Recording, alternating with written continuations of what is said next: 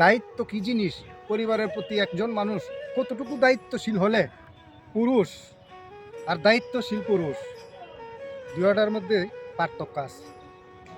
এই যে একজন মানুষ, এই লোকটি গত ৩-৪ মাস যাবৎ চাকরি হারিয়ে পরিবারের কাছে বলে নাই যে তার চাকরিটা চলে গেছে। চাকরি হারিয়ে সে পরিবার তো চালাইতে হবে, রাস্তাঘাটে দিনে বেলুন বিক্রি করে পরিবারের আড়ালে, আবার রাতে পান বিক্রি করে, আর এগুলি করেই তার পরিবার চালায়।